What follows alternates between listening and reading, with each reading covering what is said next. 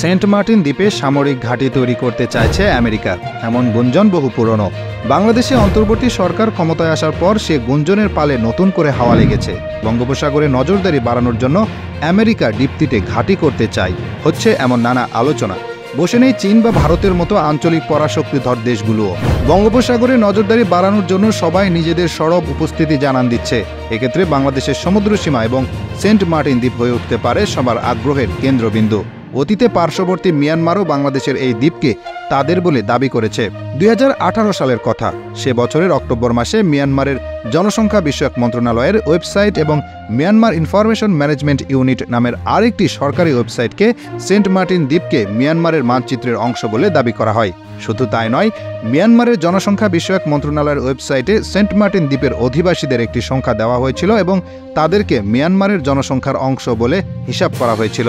এ বিষয়ে বাংলাদেশ সরকার ঢাকায় মিয়ানমারের রাষ্ট্রদূতকে ডেকে আপত্তি জানানোর পর দেশটি এই তথ্যগুলো সরিয়ে নেয়। কৌশলগত কারণে দক্ষিণ এশিয়ায় দীর্ঘদিন ধরে আমেরিকা তাদের প্রভাব বাড়াতে চাইছে। মিত্র দেশগুলোকে নিয়ে চীনকে প্রতিরোধ করাই যে এর আসল লক্ষ্য, তা আর বলার অপেক্ষা রাখে না। সেক্ষেত্রে বঙ্গোপসাগরে সামরিক কার্যকলাপের বিকল্প নেই। বঙ্গোপসাগরে ভারতের আন্দামান ও নিকোবর দ্বীপপুঞ্জে ইতিমধ্যে তাদের একটি যৌথ ঘাঁটি আছে। সেই বিষয়টি সামনে এনে কেউ কেউ বাংলাদেশের সেন্ট মার্টিনে আমেরিকার ঘাঁটি তৈরির কথা বলছেন। এদিকে বঙ্গোপসাগরকে ঘিরে চীনেরও আছে বিস্তর পরিকল্পনা। বিশ্বের দ্বিতীয় শীর্ষ তেল আমদানিকারক দেশ চীন। এই তেলের 80% পরিবাহিত হচ্ছে মালাক্কা প্রণালী দিয়ে। মূলত চীন সাগর থেকে বের হয়ে ভারত মহাসাগরে আসতে হলে চীনের জন্য মালাক্কা প্রণালীর বিকল্প নেই, যে কারণে মালাক্কা প্রণালীতে নিজেদের নিয়ন্ত্রণ প্রতিষ্ঠা চীনের বাণিজ্য নিরাপত্তার জন্য খুবই প্রয়োজন। কিন্তু সেখানে আসল বিপত্তি। মালাক্কা প্রণালীর উত্তর পশ্চিমে ভারতের আন্দামান ও নিকোবর দ্বীপপুঞ্জ। এখানেও রয়েছে ভারত ও যুক্তরাষ্ট্রের শক্তিশালী সামরিক অবস্থান। আন্দামান ও নিকোবর দ্বীপপুঞ্জের পাশ দিয়ে চলাচল করতে হয় চীনা জাহাজগুলোকে।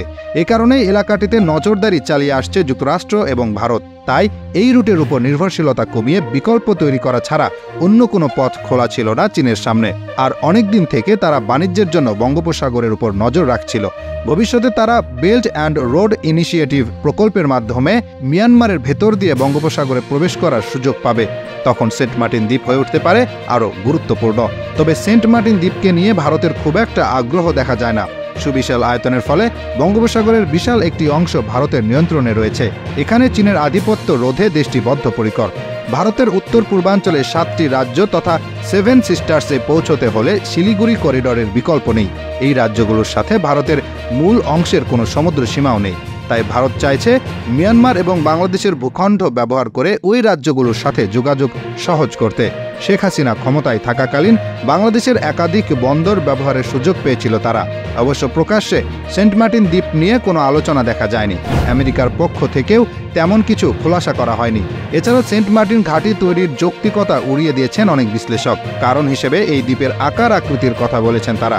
সেন্ট মার্টিন নিয়ে স্পষ্ট কোনো সিদ্ধান্ত না আসলেও এই দ্বীপকে ঘিরে এভাবেই আলোচনার পরিধি বেড়ে চলেছে।